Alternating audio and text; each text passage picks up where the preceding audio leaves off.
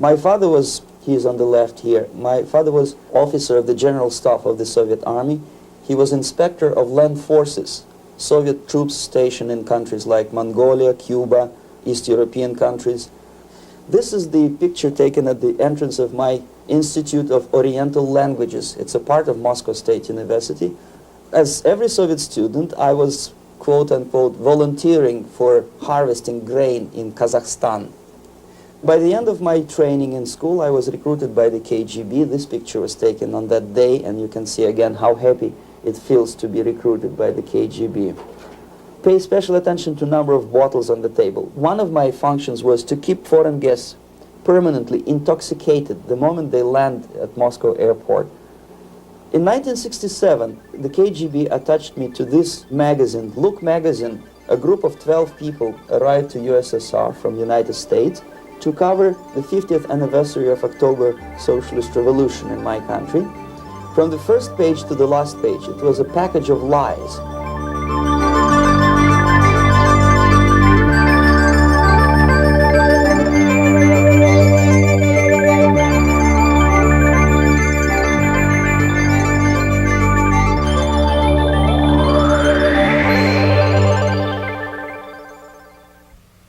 Our conversation is with Mr. Yuri Alexandrovich Bezmenov. Mr. Bezmenov was born in 1939 in a suburb of Moscow. He was the son of a high-ranking Soviet Army officer. He was educated in the elite schools inside the Soviet Union and became an expert in Indian culture and Indian languages. He had an outstanding career with Novosti, which was the, and still is, I should say, the press arm or the press agency of the Soviet Union. It turns out that this is also a front for the KGB. One of his interesting assignments was to brainwash foreign diplomats when they visited Moscow. And he'll tell us a little bit about how they did this and how they planted information which eventually wound up in the press of the free world. He escaped to the West in 1970 after becoming totally disgusted with the Soviet system, and he did this at great risk to his life. He certainly is one of the world's outstanding experts on the subject of Soviet propaganda and disinformation and active measures. Mr. Bezmenov, I'd like to begin by having you tell us a little bit about some of your childhood memories. Well, the most vivid memory of my childhood was Second World War, or to be more precise, the end of the Second World War, when all of a sudden United States, from a friendly nation, which helped us to defeat Nazism, turned overnight into a deadly enemy. And it was very shocking because all newspapers were trying to present an image of belligerent, aggressive American imperialism. Most of the things that we were taught is that United States is aggressive power, which is just about to invade our beautiful, free socialist country, that American CIA is dropping Colorado beetles on our beautiful potato fields to eliminate our crops, and each schoolboy had a picture of Colorado bug on the back page of his notebook, and we were instructed to go into collective fields to search for those little Colorado bugs. Of course we couldn't find any, neither we could find many potatoes, and that was explained again by the encroachments of the decadent imperialist power. The anti-American paranoia, hysteria in the Soviet propaganda was to such of such a higher degree that many less skeptical people or less stubborn would really believe that the United States is just about to invade our beautiful motherland, and some secretly hope that it will come true. That's interesting. Yes. Well, getting back to life inside the Soviet Union or inside communist countries in general, in this country, at the university level primarily, we read and hear that the Soviet system is different from ours, but not that different, and that there is a convergence developing between all of the systems of the world, and that really it doesn't make an awful lot of difference what system you live under, because you have corruption and dishonesty and tyranny and all that sort of thing. From your personal experience, what is the difference between life under communism and life in the United States? Well, life is obviously very much different for simple reason that the Soviet Union is a state capitalist economically. It's a state capitalism where an individual has absolutely no rights, no value, his life is nothing, it's just like an insect. He is disposable, whereby in the United States even the worst criminal is treated as a human being, he has a fair trial, and some of them capitalize on their crimes. They publish their memoirs in their prisons and get handsomely paid by your crazy publishers. The differences, of course, in the daily life are very various, depending on whom we are talking about. In my own private life, I never suffered from communism simply because I was brought up in a family of high-ranking military officer.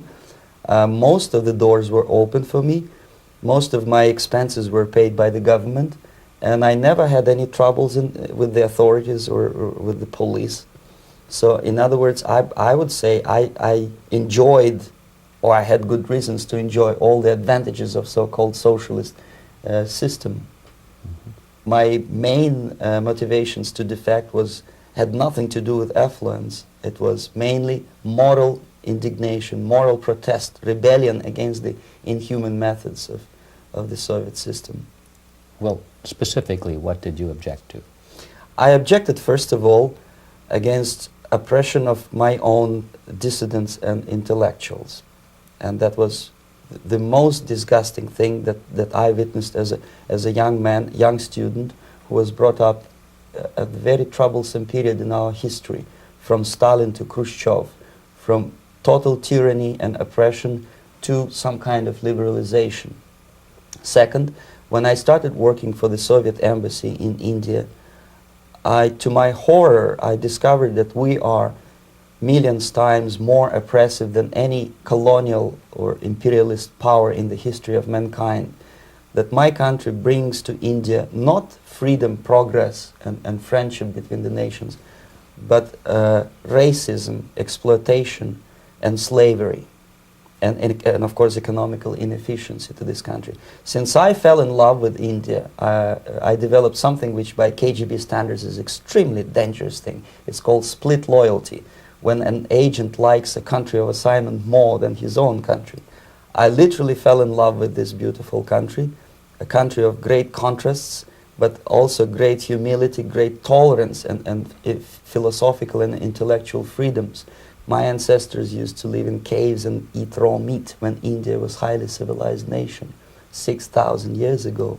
So obviously the choice was not to the advantage of my own nation. I decided to defect and to entirely dissociate myself from that brutal regime. Mr. Bezmenov, we've read a lot about the concentration camps and the slave labor camps under the Stalin regime. Now the general impression in America is that those things are part of the past. Are they still going on today, or what is the status? Yes. There is no qualitative change in the Soviet concentration camp system. There are changes in numbers of prisoners. Again, this is unreliable Soviet statistics. We don't know how many political prisoners are there in the Soviet concentration camps. But we sure know from various sources that at each particular time there are close to 25 to 30 million of Soviet citizens who are virtually kept as slaves in forced labor camp system. The size of the population of a country like Canada is serving terms as prisoners. Incredible. So I would say that those intellectuals who try to convince American public that concentration camp system is a thing of a past are either conscientiously misleading public opinion, or they are not very intellectual people. They're selectively blind. They lack intellectual honesty when they say that. Well, we've spoken about the intellectuals in this country and also the intellectuals in the Soviet Union. What about down at the broad mass level? Do the people in general, the working people, the workers in general in the Soviet Union, do they support the system? Do they tolerate it? What is their attitude? Well, average Soviet citizen, if there is such an animal, of course, does not like the system because it hurts, it kills. he may not understand the reasons, he may not have enough information or educational background to understand. But I doubt very much there are many people who are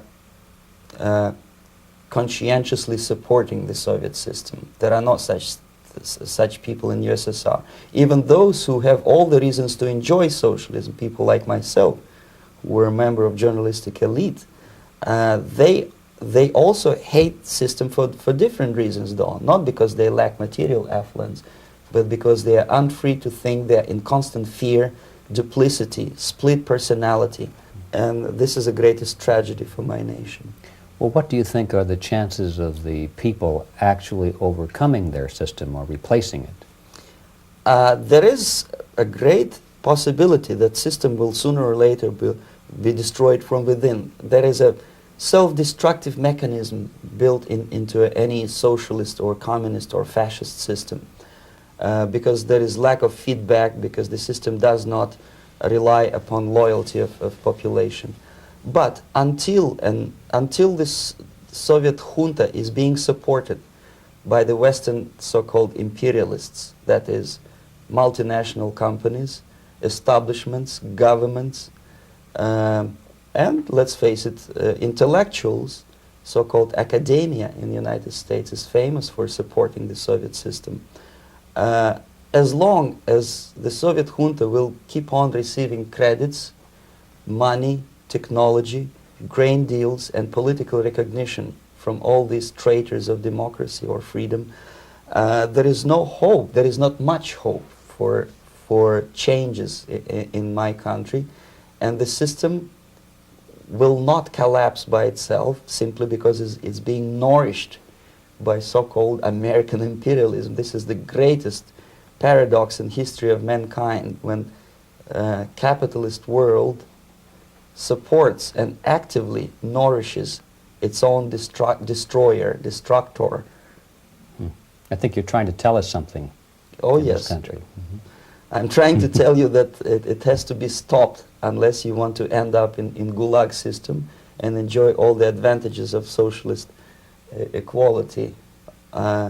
Working for free, catching fleas on your body, sleeping on the planks of plywood in Alaska this time, I guess. That's where Americans will belong, unless they will wake up, of course, and force their government to stop aiding Soviet fascism. Well, you told us a moment ago why you left the system. I'd like to hear the details of how you did it. It must have been a very dangerous thing. It was not so dangerous, it was crazy. First of all, because defecting in India is virtually impossible, thanks to very strong pressure from the Soviet government. Excuse me, you were in India on assignment at that time? Yes, I was working for the Soviet embassy in New Delhi as a press officer. And defecting for a Soviet diplomat is next to impossible. It's a suicide, as I said, because a great friend Indira Gandhi pushed a law through parliament which says, and I quote, "No defector from any country has a right of political asylum in any embassy on the territory of Indian Republic," which is a masterpiece of hypocrisy. No other defector but the Soviet one needs a political asylum. So knowing that perfectly well, I planned a craziest possible way to defect. I studied counterculture in India. There were thousands of young American boys and girls with no shoes, long hair, smoking hash and marijuana, studying sometimes Indian philosophy, sometimes simply pretending that they study. And they greatly annoyed Indian police, and they were laughing stock of Indians because obviously they were good-for-nothing students. I studied carefully where they congregate, what routes they travel, what language they speak, what do they smoke. And one day I simply joined a group of hippies to avoid detection of Indian police. I was dressed as a typical hippie with blue jeans, long kameez shirts, with all kind of nice decorations like beads, long hairs, I bought a wig because for several weeks I had to turn myself from a conservative Soviet diplomat into a very progressive American hippie. And that was the only way that I could avoid detection. It was very interesting experience, but it was necessary because from my own knowledge as a member of Soviet embassy staff, I knew that there were many cases when Soviet defectors were betrayed by Indian police, and also some Western embassies played a very dirty role in betraying the Soviet defectors. According to our information, they were some, I wouldn't call them double agents, but simply amoral people working for this for the United States embassy, and confining in people like this would be a suicide. So I had to be extremely careful. I could not trust anyone, and that was the reason for such a crazy way to defect. Well, had you been caught in the act of trying to get out, what would have happened to you? Oh, most likely I would end up in concentration camp, or depending on the situation and on the whim of some bureaucrat in KGB, maybe even executed. This is normal practice, quietly, of course, not publicly. But that would be the end of my defection, of course. Well, when did you finally make it to the United States? In 1970, after about 6 months of debriefing in Athens by the CIA, and I presume FBI too, they let me go first to Germany, then to Canada.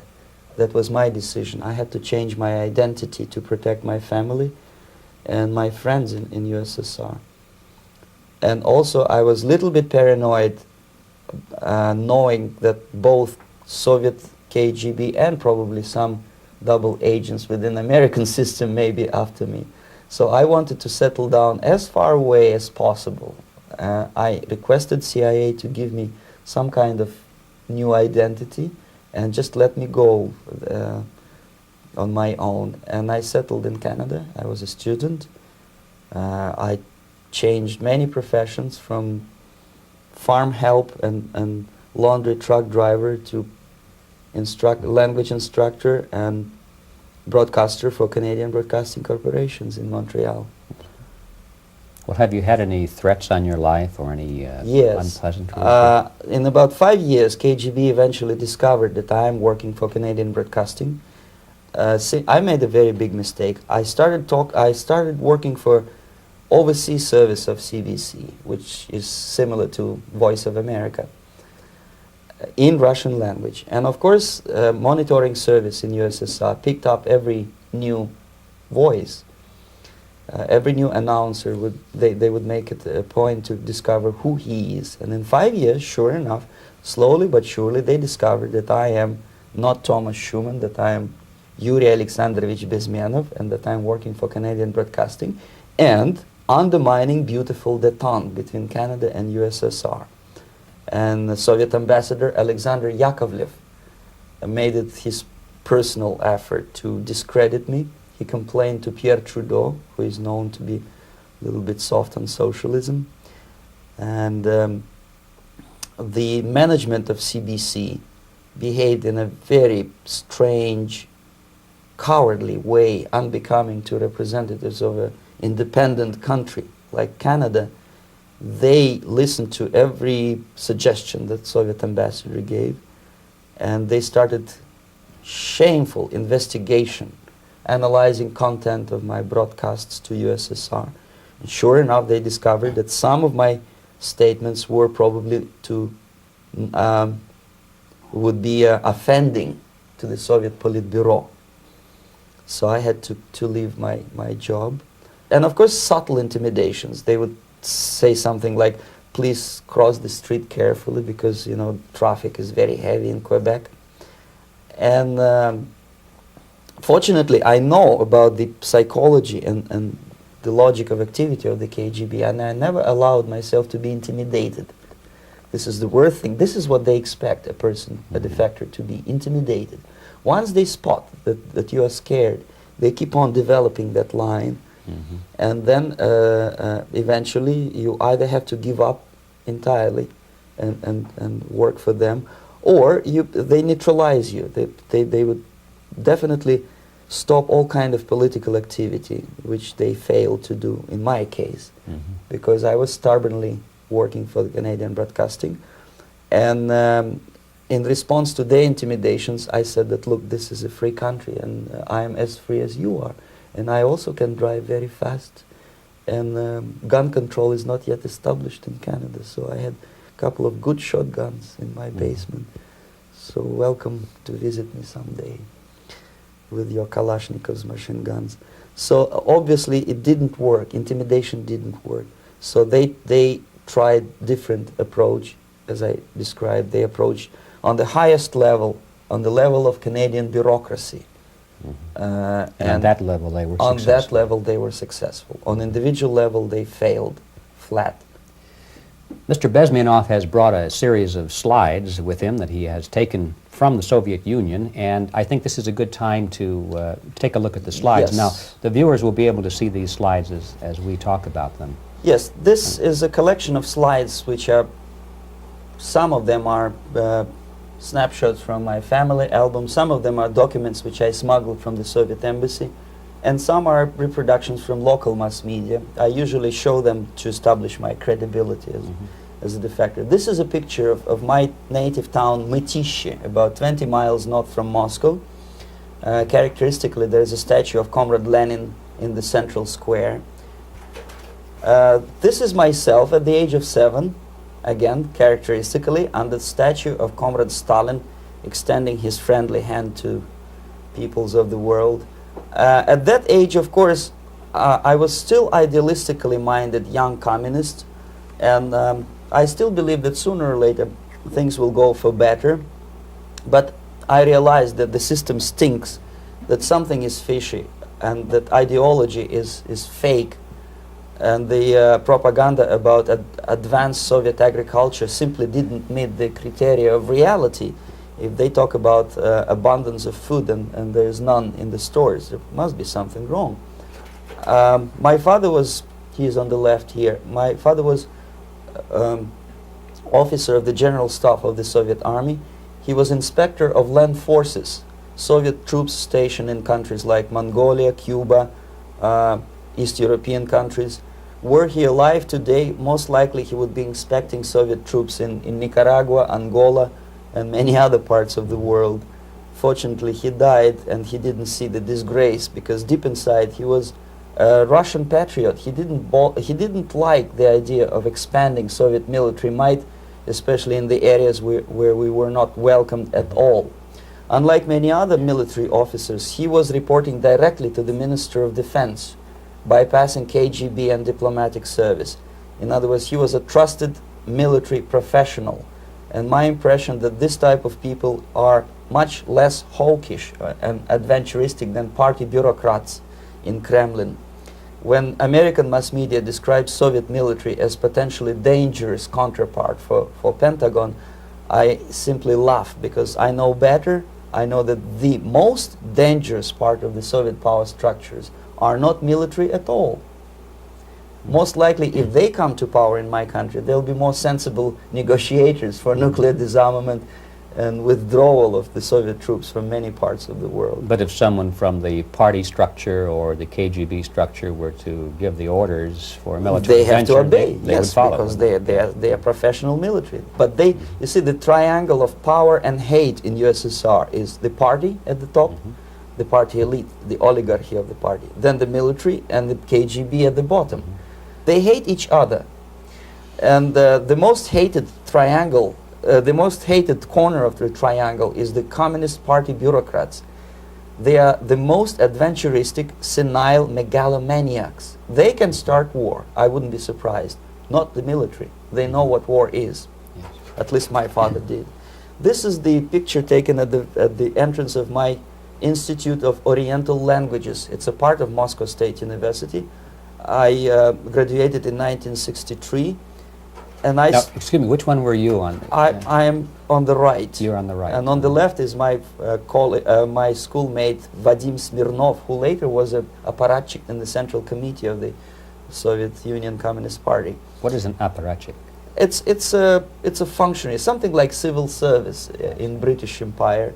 Someone who is never fired from the service. He stays there internally. He may not be promoted too high, but he's a dependable bureaucrat who will stay forever. I studied not only languages, but also history, literature, even music. I'm on this picture. I'm trying to learn how to play Indian musical instrument. I even tried to look like an Indian when I was second-year student. Not bad, right? Yes, actually it was strongly encouraged by the instructors in my school, because the graduates of my school were later on employed as diplomats, foreign journalists, or spies. As every Soviet student, I was quote-unquote volunteering for harvesting grain in Kazakhstan. This is a biggest agricultural blunder of the Soviet government. But I didn't have much choice, of course, because the communist motto borrowed from the Bible says, "Those who do not work shall not eat." And you can see me eating, therefore I was working, and you can see how happy I was about it. I went through a very extensive physical and military training, including the military games in areas, suburban areas of Moscow. And here, for example, we are on a tour in Arkhangelsk area. And by the end of my training in school, I was recruited by the KGB. This picture was taken on that day, and you can see again how happy it feels to be recruited by the KGB.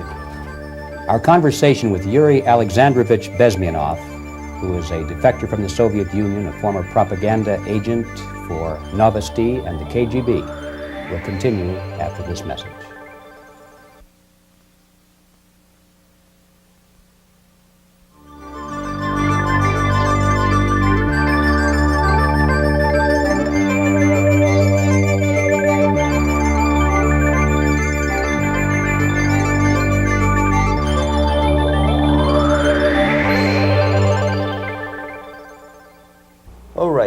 As every student in USSR, I went through very extensive physical and military training and civil defense training too. Unlike in the United States, where civil defense is virtually non-existent, zero. In USSR, every student, whatever his major subject, has to go through very extensive 4-year military and civil defense training. You can see me here with a group of students during one of the war games near Moscow. The main idea, of course, is to prepare a huge reserve army of the USSR. Each student has to graduate as a junior lieutenant. In my case, it was administrative and military intelligence service.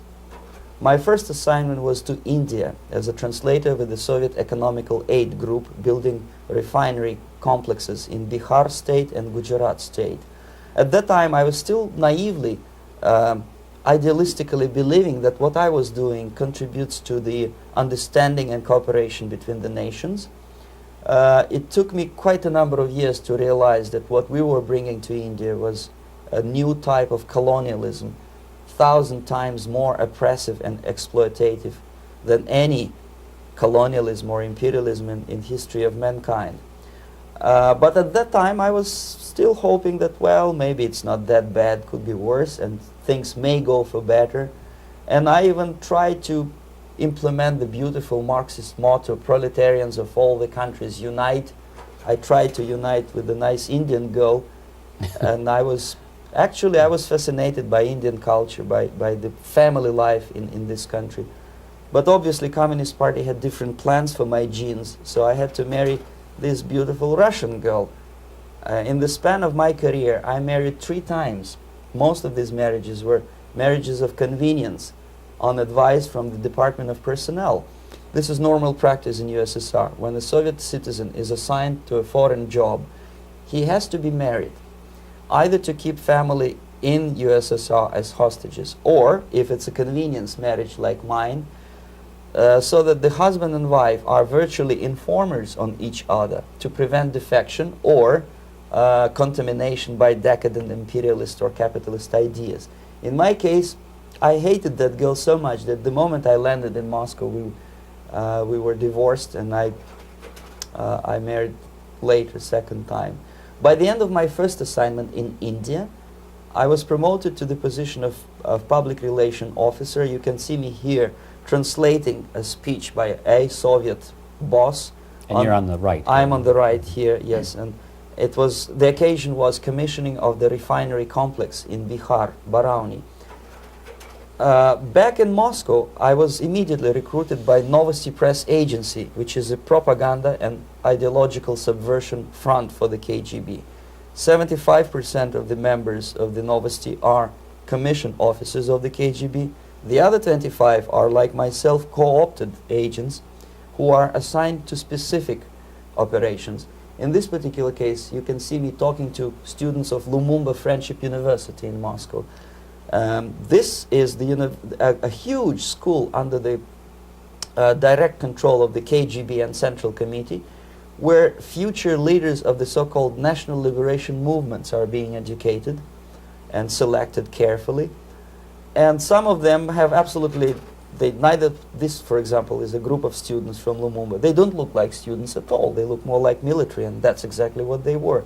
They were dispatched back to their countries to be leaders of the so-called national liberation movements, or to be translated into normal human language, leaders of international terrorist groups. Another area of activity when I was working for the Novosti was to accompany groups of so-called progressive intellectuals, writers, journalists, publishers, teachers, professors of colleges. You can see me here in Kremlin. I'm second on the left, with a group of Pakistani and Indian intellectuals.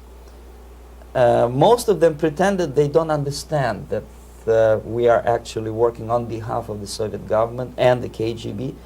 They pretended that they are actually being guests, VIP intellectuals, that they are treated according to their merits and their intellectual abilities. For us, they were just a bunch of political prostitutes to be taken advantage for various propaganda operations. Therefore, you can see perfectly well the senior colleague of mine on the left doesn't really have that much respect on his face, and myself with a very skeptical smile, typical KGB sarcastic smile, anticipating another victim of ideological brainwashing. This is how a typical conference in Novosti headquarters in Moscow looked like. Sitting in the middle is Boris Burkov, the then director of Novosti press agency, high-ranking party bureaucrat in the Department of Propaganda. I am standing next to a famous Indian poet, Sumitranandan Pant. He was famous because he was an author. He was the author of a famous poem titled Rhapsody to Lenin. That's why he was invited to USSR, and everything was paid by the Soviet government. Pay special attention to number of bottles on the table. This is one of the ways to kill the awareness or curiosity of foreign journalists. One of my functions was to keep foreign guests permanently intoxicated the moment they land at Moscow airport. I had to take them to the VIP lounge and toast to friendship and understanding between the nations of the world. Glass of vodka, then a second glass of vodka. And in no time, my guests would be feeling very happy. They would see everything in kind of pink, nice color. And that's the way I had to keep them permanently for the next 15 or 20 days. At certain point in time, I had to withdraw alcohol from them so that some of them who are the most recruitable would feel a little bit shaky, guilty, trying to remember what they were talking last night. That's the time to approach them with all kind of nonsense, such as joint communique or statement for Soviet propaganda. That's the time they are the most flexible. And of course, what they didn't understand, they didn't realize or pretended not to realize, that myself, who was drinking together with them, was not drinking at all. I had ways to get rid of alcohol through various techniques, including special pills which were given to me by my colleagues. But they were taking it seriously. In other words, they would consume quite large volumes of alcohol and feel quite uneasy next morning. In 1967, the KGB attached me to this magazine, Look magazine. A group of 12 people arrived to USSR from United States to cover the 50th anniversary of October Socialist Revolution in my country. From the first page to the last page, it was a package of lies, propaganda cliché, which were presented to American readers as opinions and deductions of American journalists. Nothing could be far from truth. These were not opinions. They were not opinions at all. They were the clichés which the Soviet propaganda wants American public to think that they think. That if it does make any sense at all. It sure does, because from the viewpoint of the Soviet propaganda, although there are some subtle criticism of the Soviet system, the basic message is that Russia today is a nice, functioning, efficient system supported by majority of population. That's the biggest lie. And of course, American intellectuals and journalists from Look magazine elaborated on that untruth in various different ways. They intellectualized that lie. They found all kind of justifications for telling lies to American public. Excuse me, it was partly your job to make sure that they got these ideas Yes. and accepted them as their own ideas. Right. Actually, even before they arrived to USSR, and they paid astronomical sum of money for that visit, they were submitted, this Novosti Press Agency developed so-called backgrounders, 20-25 pages of information and opinions which were presented to the journalists even before they bought their tickets to Moscow. They had to analyze the situation, and judging on their reaction to that backgrounder, the local Novosti representative or local Soviet diplomat in Washington, D.C. would assess whether they be given visa to USSR or not. So they were selected ahead of time. Oh yes, they were pre-selected very carefully, and there is not much chance for honest journalists to arrive to USSR and to stay there for 1 year and to bring this package of lies back home. This, for example, is a centerfold of the Look magazine. They presented this monument erected by Communist Party in Stalingrad as the symbol, personification of Russian military might. And they said in the article, which is published on the site, that Soviets are very proud of the victory in the Second World War. This is another big myth, a lie. No sensible people would be proud to lose 20 millions of their countrymen in a war which was started by Genoese Hitler and Comrade Stalin and paid by American multinationals. Most of the Soviet citizens look at this type of monuments with disgust and sorrow, because every family lost father, brother, sister, or child in the Second World War. Yet American journalists who were trying to appease, to please their hosts, presented this picture on the centerfold as the symbol and personification of Soviet national, they call it Russian national spirit. And it was greatest misconception and a very tragic misunderstanding. Of course, Look magazine was not distributed in USSR. The main audience was in United States. But I presume that many Americans, millions of Americans who were reading Look magazine at that time, had absolutely wrong idea about the sentiments of my nation, about what the Soviets are proud of and what they hate. This is a group, you see the same lady with the sword in Stalingrad. This is the group of journalists. Myself is in the center with the same devilish smile. And Mr. Philip Harrington is on the extreme left there with his camera. This is the gentleman which was so deaf or so uninterested in what I had to say to him. This is the same picture, a blow-up of the same picture.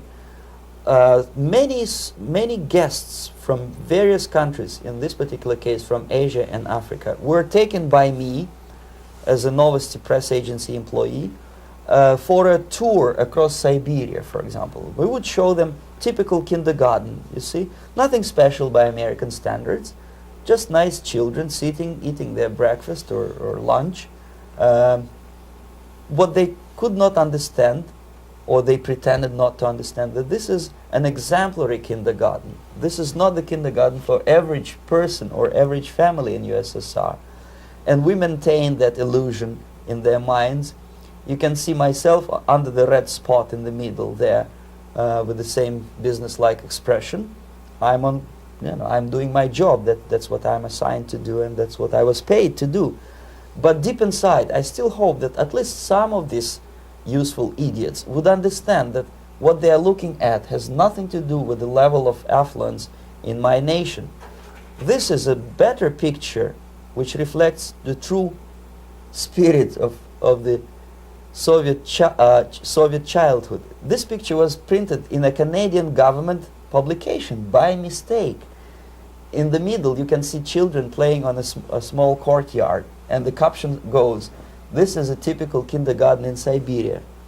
What these idiots didn't understand, that it is not kindergarten at all. It is a prison for children of political prisoners. But there was not a single mentioning that what they were visiting actually was an area of concentration camps. And the job of people like myself to help them to not to notice that they are actually talking to prisoners. Most of the children were dressed, especially on the occasion of the foreigners' visit. Of course, there were no corpses on the ground. There were no machine gun guards. And well, it looks not very pleasant, as you see. It looks dull, but obviously it does not create an impression that this is actually a prison. Well, did any of the journalists have the curiosity to ask about prisons and that kind of thing? Yes. They were in Siberia. This Yes. is what you associate. Yes, some of them asked questions, and naturally we would give them, for the stupid question, we give them stupid answer. No, there are no prisons in Siberia. No, most of the people who you see are free citizens of USSR. They are very happy to be here, and they are contributing to the glory of the socialist system. Some of them pretended that they believe what I was telling them, and most of them, we may discuss it later, what are the motivations of these people? Why would they stubbornly bring lies to their own population through their own mass media? I have various answers to this. There is not a single explanation. It's a complex of explanations. It's fear, pure biological fear. They understand that they are on the territory of an enemy state, a police state. And just to save their rotten skins and their miserable jobs, their affluence back home, they would prefer to tell a lie than to ask truthful questions and report truthful information. Second, most of these schmucks were afraid to lose their jobs, because obviously if you tell truth about my country, you will not last long as a correspondent of New York Times or Los Angeles Times. They will fire you. What kind of correspondent are you? You obviously cannot find common language with Russians if they kick you out in 24 hours. So just by trying to be conformist to their own editorial bosses, they tried not to offend the sentiments of the Soviet administrators and people like myself. Deep inside, I hope they would insult my or offend my sentiments. Obviously, they preferred not to. Another reason, I refuse to believe it, but obviously there is another reason. Obviously, it's a greed. These people earn a lot of money. When they come back to USA, they claim that they are experts on my country. They write books which sells in million copies, titled like Russians, The Truth About Russia. Most of it is lie about Russia. Yet they claim to be Sovietologists. They play back myth about my country, the propaganda cliches. Yet they stubbornly resist the word of truth. If a person like Solzhenitsyn is either defecting or kicked out of USSR, they try all their best to discredit him and to discourage him. I don't have much chance to appear on national network with a true story about my country.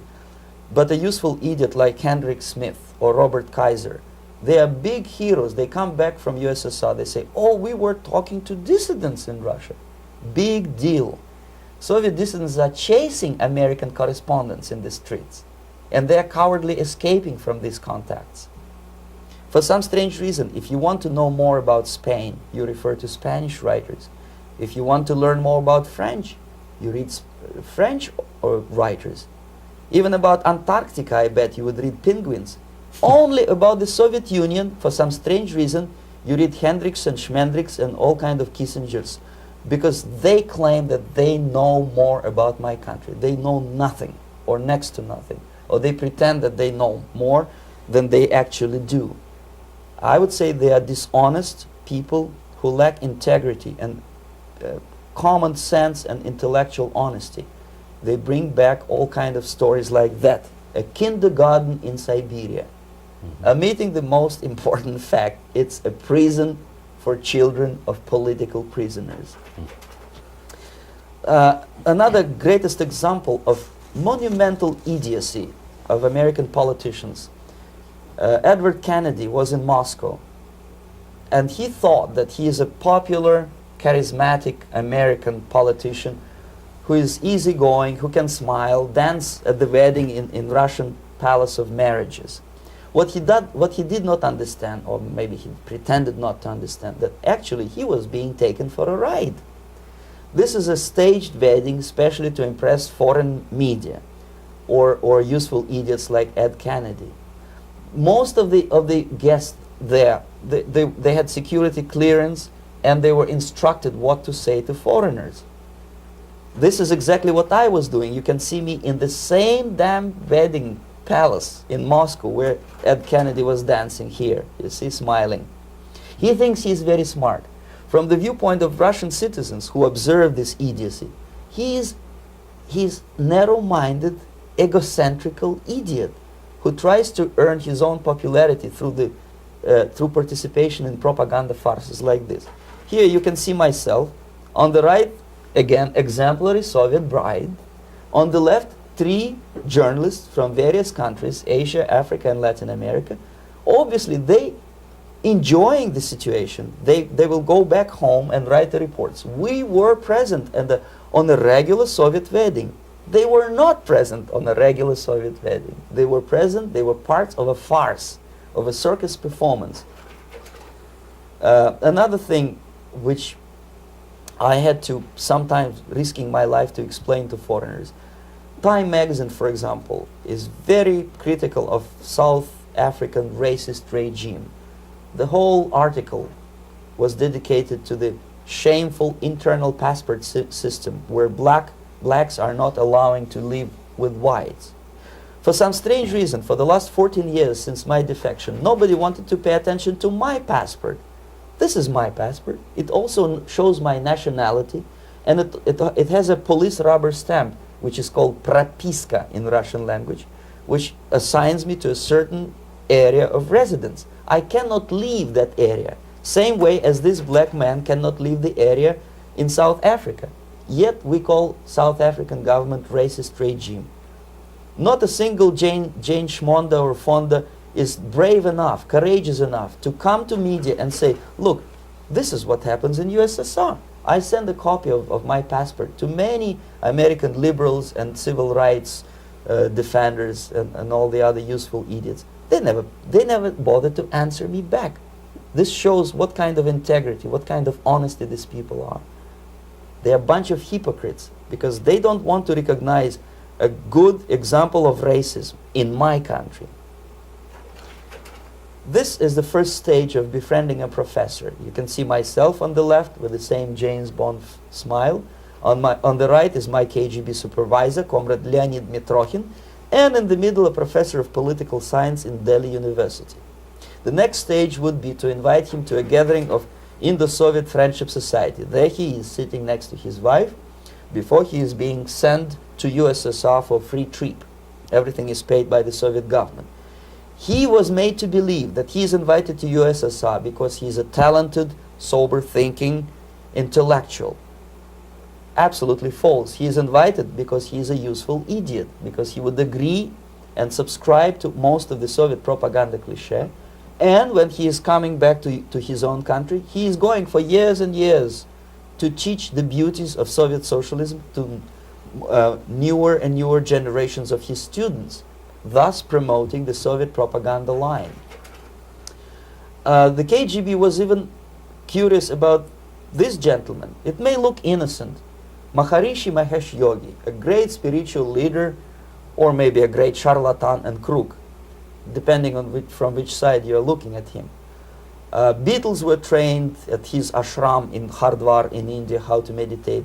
Mia Farrow and other useful idiots from Hollywood visited his school, and they returned back to United States absolutely zonked out of their minds with marijuana, hashish, and crazy ideas of meditation. To meditate, in other words, to isolate oneself from the current social and political issues of your own country. To get into your own bubble, to forget about troubles of the world. Obviously, KGB was very fascinated with such a beautiful school, such a brainwashing center for stupid Americans. I was dispatched by the KGB to check what kind of VIP Americans attend this school. That's you on the left. Yes, there. I'm on the left. I was trying to get enrolled in that school. Unfortunately, the Maharishi Mahesh Yogi asked too much. He wanted $500 American for enrollment. But my function was not actually to get enrolled in the school. My function was to discover what kind of people from United States attend this school. And we discovered that yes, there are some influential members of family, public opinion makers of United States, who come back with the crazy stories about Indian philosophy. Indians themselves look upon them as idiots, useful idiots.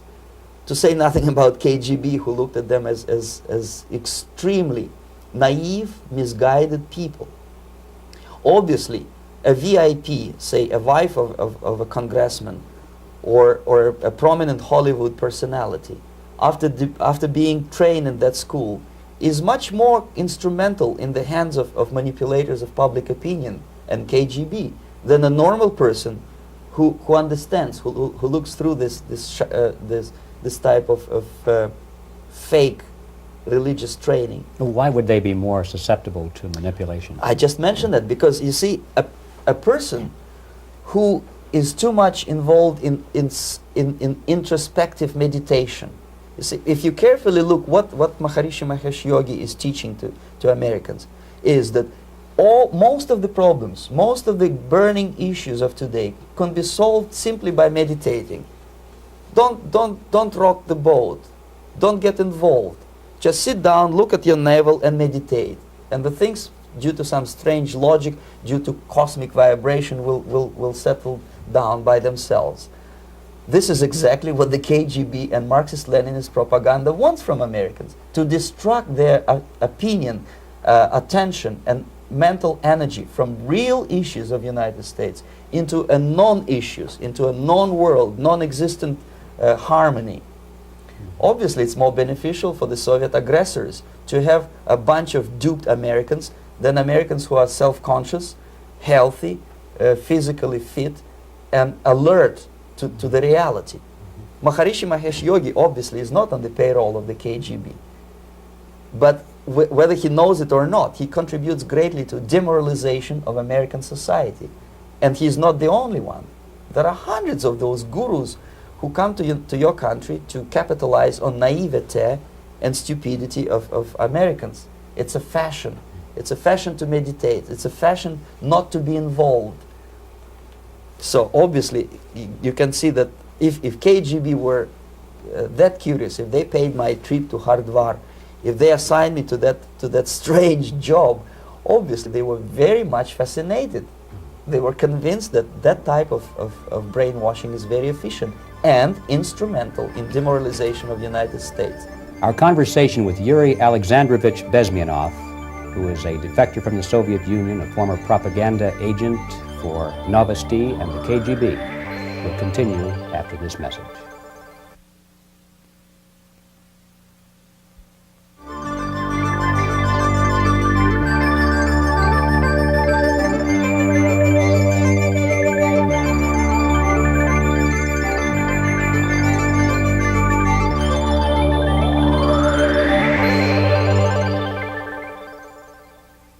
This picture shows the part of the building of USSR embassy, and my supervisors. On the left is Comrade Mehdi, an Indian communist, and on the right, Comrade Mitrokhin, my supervisors in the secret department of research and counter-propaganda. It has nothing to do with either research or counter-propaganda. Most of the activity of that department was to compile huge volume of information on individuals who were instrumental in creating public opinion. Publishers, editors, journalists, actors, educationalists, professors of political science, members of parliament, representatives of business circles. Most of these people were divided roughly in two groups. Those who would toe the Soviet foreign policy, they would be promoted to the positions of power through media and public opinion manipulation. Those who refused the Soviet influence in their own country would be character assassinated or executed physically come revolution. Same way as in the small town of Hue in South Vietnam, several thousands of Vietnamese were executed in one night when the city was captured by Viet Cong for only 2 days. And American CIA could never figure out how could possibly communists know each individual where he lives, where to get him, and would be arrested in one night, basically in some 4 hours before dawn, put on a van, taken out of the city limits and shot. The answer is very simple. Long before communists occupied the city, there was extensive network of informers, local Vietnamese citizens, who knew absolutely everything about people who are instrumental in public opinion, including barbers and taxi drivers. Everyone who was sympathetic to the United States was executed. Same thing was done under the guidance of the Soviet embassy in Hanoi, and same thing I was doing in New Delhi. To my horror, I discovered that in the files where people were doomed to execution, there were names of pro-Soviet journalists with whom I was personally friendly. Pro-Soviet? Yes. They were idealistically minded leftists who made several visits to USSR, and yet the KGB decided that come revolution or drastic changes in political structure of India, they will have to go. Why is that? Because they know too much. Simply because, you see, the useful idiots, the leftists who are idealistically believing in the beauty of Soviet socialist or communist or whatever system, when they get disillusioned, they become the worst enemies. That's why my KGB instructors specifically made a point, never bother with leftists. Forget about these political prostitutes. Aim higher. This was my instruction. Try to get into large circulation, established conservative media. Rich, filthy rich movie makers, intellectuals, so-called academic circles. Cynical, egocentric people who can look into your eyes with angelic expression and tell you a lie. These are the most recruitable people, people who lack moral principles, who are either too greedy or too suffer from self-importance. They feel that they matter a lot. These are the people who KGB wanted very much to recruit. But to eliminate the others, to execute the others, don't they serve some purpose? Wouldn't they be the ones they rely on? They serve purpose only at the stage of destabilization of a nation. For example, your leftists in United States, all these professors and all these beautiful civil rights defenders, they are instrumental in the process of the subversion only to destabilize the nation. When their job is completed, they are not needed anymore. They know too much. Some of them, when they get disillusioned, when they see that Marxist-Leninists come to power, obviously they get offended. They think that they will come to power. That will never happen, of course. They will be lined up against the wall and shot. But they may turn into the most bitter enemies of Marxist-Leninists when they come to power. And that's what happened in Nicaragua. You remember most of these former Marxist-Leninists were either put to prison or one of them split, and now he's working against Sandinistas. It happened in Grenada when Maurice Bishop was already a Marxist. He was executed by a new Marxist who was more Marxist than this Marxist. Same happened in Afghanistan when first there was Taraki, he was killed by Amin, then Amin was killed by Babrak Karmal with the help of KGB. Same happened in Bangladesh when Mujibur Rahman, very pro-Soviet leftist, was assassinated by his own Marxist-Leninist military comrades.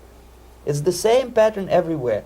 The moment they serve their purpose, all the useful idiots are either be executed entirely, all the idealistically minded Marxists, or exiled or put in prisons, like in Cuba. Many former Marxists are in Cuba, in prison. So most of the Indians who were cooperating with the Soviets, especially with our Department of Information of the USSR Embassy, were listed for execution. And when I discovered that fact, of course I was sick. I was mentally and physically sick. I thought that I'm going to explode one day during the briefing at the ambassador's office. I would stand up and say something that we are basically a bunch of murderers. That's what we are. It has nothing to do with friendship and understanding between the nation and blah, blah, blah. We are murderers. We behave as a bunch of thugs in a country which is hospitable to us, a country which with ancient traditions.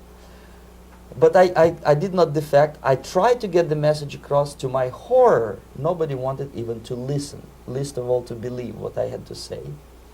And I tried all kinds of tricks. I would leak information through letters or lost documents or something like that. And still I got no message. The message was not published, even in the conservative mass media of India. The immediate impulse to defect was Bangladesh crisis, which was described by American correspondents as Islamic grassroots revolution, which is absolute baloney. There was nothing to do with Islam, and there was no grassroots revolution. Actually, there are no grassroots revolutions, period. Any revolution is a byproduct of a highly organized group of conscientious and professional organizers, but it has nothing to do with grassroots. In Bangladesh, it was nothing with grassroots. Most of the Awami League party members, Awami League means People's Party, were trained in Moscow in the High Party School. Most of the Mukti Fauj leaders, Mukti Fauj in Bengali means People's Army, same as SWAPO and all kind of liberation armies all over the world, the same bunch of useful idiots. They were trained at Lumumba University and various centers of the KGB in Simferopol, in Crimea, and in Tashkent. So when I saw that Indian territory is being used as a jumping board to destroy East Pakistan, I saw myself thousands of so-called students traveling through India to East Pakistan, through the territory of India, and Indian government pretended not to see what's going on. They knew perfectly well, the Indian police knew it, the intelligence department of the Indian government knew it, the KGB of course knew it, and the CIA knew it. That was most infuriating, because when I defected and I explained to the CIA debriefers they should watch out because East Pakistan is going to erupt any moment, they said I was reading too many James Bond novels. Anyway, so East Pakistan was doomed. One of my colleagues in the Soviet consulate in Calcutta, when he was dead drunk, he ventured into the basement to relieve himself, and he found big boxes which said printed matter to Dhaka University. Dhaka is the capital of East Pakistan. And since he was drunk and curious, he opened one of the boxes and he discovered not printed matter. He discovered Kalashnikov guns and ammunition in there. Anyway, it's a long story. When I saw the preparations for the invasion into East Pakistan, obviously I wanted to defect immediately. The only thing I couldn't at that time make up my mind when and where and how. One of the reasons, of course, you see, I was in love with India. I mentioned that before. I spoke the languages. I socialized with people. And I understood that I had to act fast unless I want this beautiful country to be permanently and irreparably damaged by our presence. One of the reasons not to defect was, as you can see, I was living in relative affluence. Who the hell in a normal mind would defect and do what? To be abused by your media, to be called McCarthyist and fascist and paranoid, or to drive a taxi in New York City? What for? What the hell for should I defect? To be abused by Americans, to be insulted in exchange for my effort to bring the truthful information about impending danger of subversion. As you can see, I was living in quite a comfortable conditions next to swimming pool, where Indians were not allowed, by the way. I was highly paid expert in propaganda. I had my family. I was respected by my nation. My career was cloudless.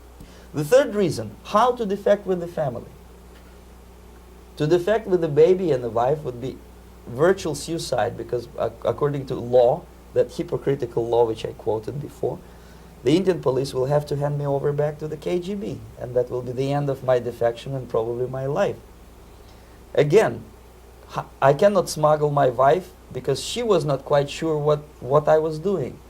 She was not that idealistically involved, and she was definitely not in the total picture of what I was doing for the KGB. She would be shocked if I you know, put her in my van and drive her to the American embassy or elsewhere. That would be a greatest danger. So again, I had to defect in such a way that my defection would look as simple disappearance. And there were many cases like that when the Soviet agents simply disappeared, either killed in action or, thanks to their curiosity and their close contacts with radicals, some of them were killed by the Marxists, by the way. It happened in many African countries when the Soviet KGB were killed by Africans themselves. Not because they hated Marxism-Leninism, but because they were simply trigger-happy bunch of unruly characters. If you give them a machine gun, they will shoot. And some of the Soviets obviously were not careful enough to protect themselves, and they got into embarrassing situations when they were shot at the crossfire between factions of so-called liberation movements. Anyway, so I decided, as I said, to study the counterculture. I decided this probably would be the best way to disappear. I socialized with characters like this. On the left, you see, he's a barefoot American hippie. It took me quite a long time to study exactly what they were doing and how to mix with them. But eventually I did it. Most of Indian newspapers carried my picture and promise of 2,000 rupees for information about my whereabouts. But they were looking for the wrong person, because they obviously tried to stop a young Soviet diplomat in white shirt and tie, and this is how I looked at the time of defection. Nobody could possibly think that a Soviet diplomat would be as crazy as to join a bunch of hippies. That's you. Yes, travel India and smoke hash. So I made it literally almost like a Hollywood-style detective story.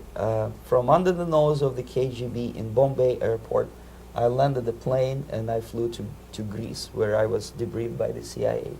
That's basically that's all for my slides. We can turn off the projector, and that's very interesting. Well, you spoke several times before about ideological subversion. That is a phrase that I'm afraid some Americans don't fully understand. When the Soviets use the phrase ideological subversion, what do they mean by it? Ideological subversion is the process which is legitimate, overt, and open. You can see it with your own eyes. All you have to do, all American mass media has to do, is to unplug their bananas from their ears, open up their eyes, and they can see it. There is no mystery. There is nothing to do with espionage. I know that espionage intelligence gathering looks more romantic. It sells more deodorants through the advertising, probably. That's why your Hollywood producers are so crazy about James Bond type of thrillers. But in reality, the main emphasis of the KGB is not in the area of intelligence at all.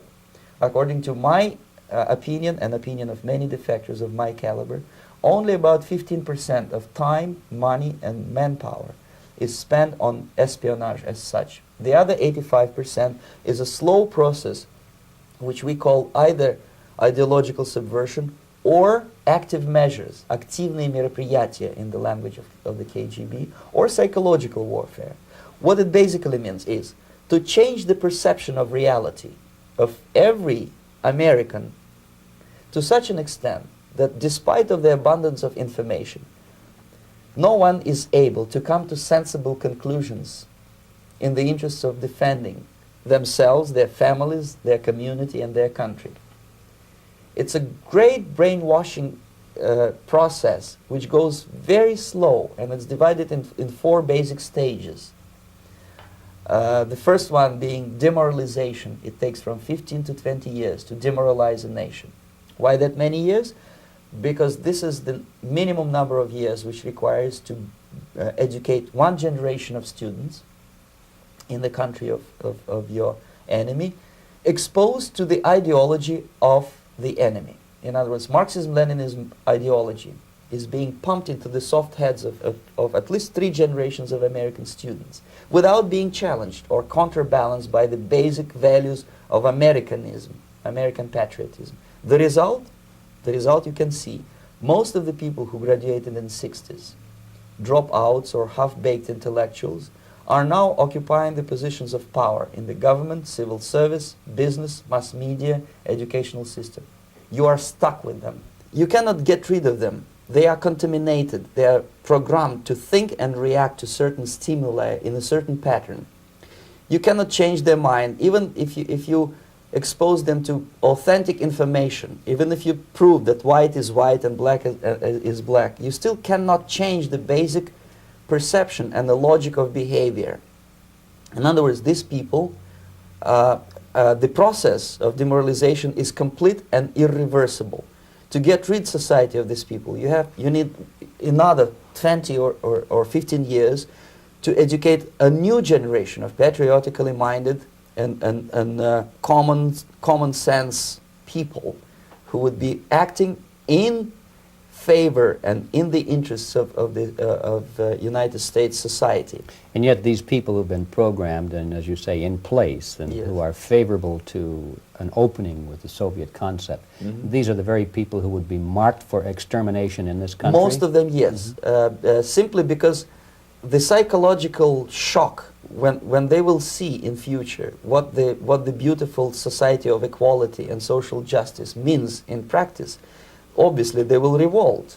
They will be very unhappy, frustrated people. And the Marxist-Leninist regime does not tolerate these people. Obviously they will join the links of dissenters, dissidents. Unlike in present United States, there will be no place for dissent in future Marxist-Leninist America.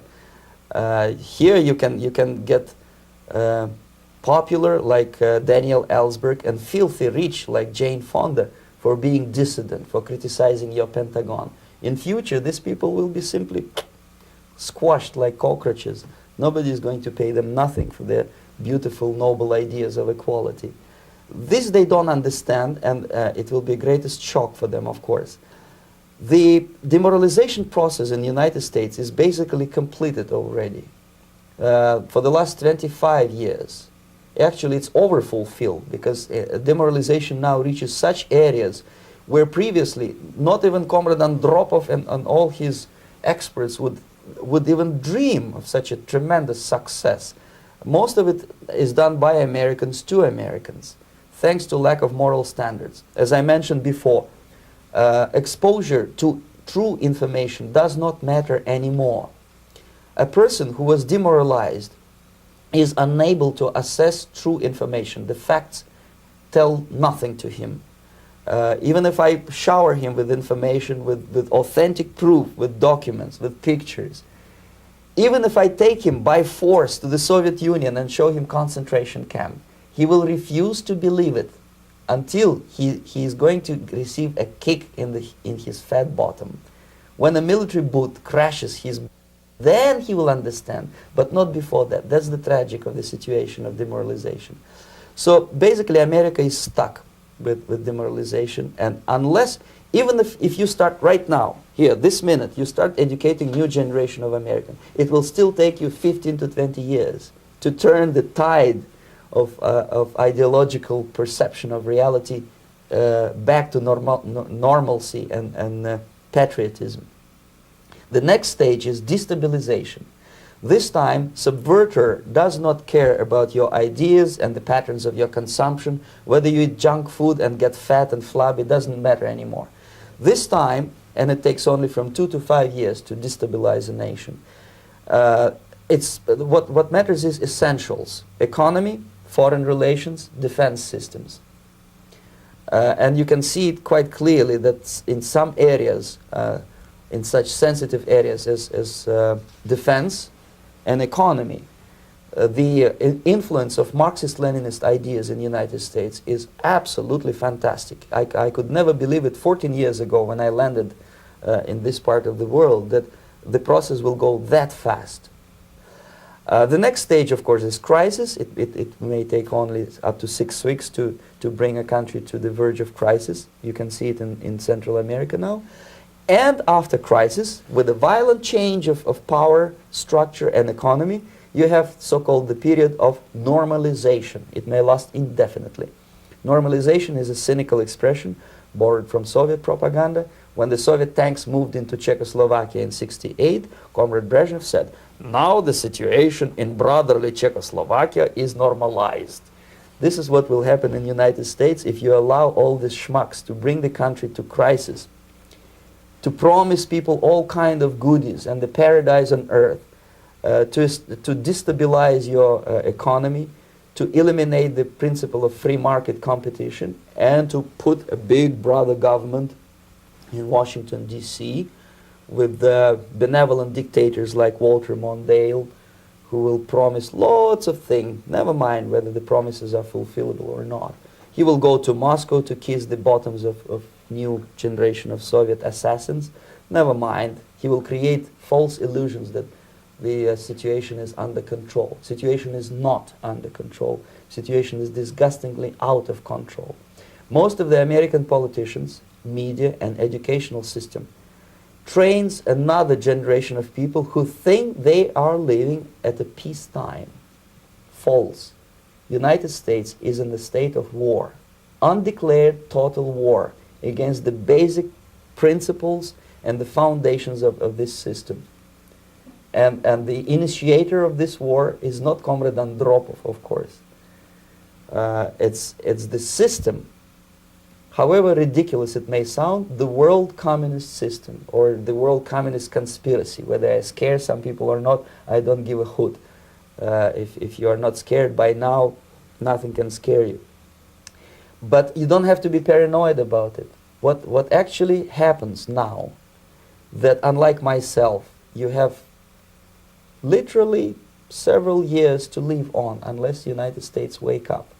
The time bomb is ticking. With every second, the disaster is coming closer and closer. Unlike myself, you will have nowhere to defect to, unless you want to live in Antarctica with penguins. This is it. This is the last country of freedom and possibility. Okay, so what do we do? What is your recommendation to the American people? Well, the immediate thing that comes to my mind is, of course, there must be a very strong national effort to educate people in the spirit of real patriotism, number one. Number two, to explain them the real danger of socialist, communist, whatever, welfare state, big brother government.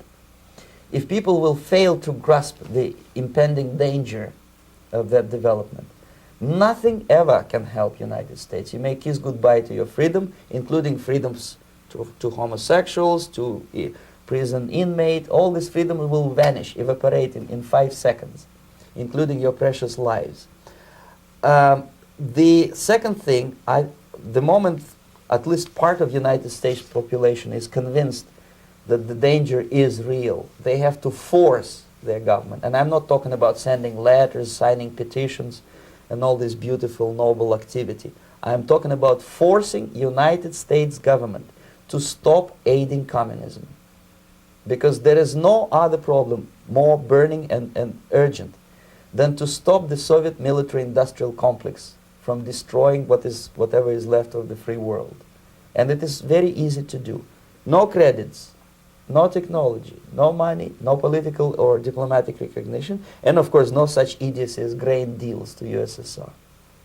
The Soviet people, 270 millions of Soviets, will be eternally thankful to you if you stop aiding a bunch of murderers who sit now in Kremlin and whom President Reagan respectfully calls government. They do not govern anything, least of all such complexity as the Soviet economy.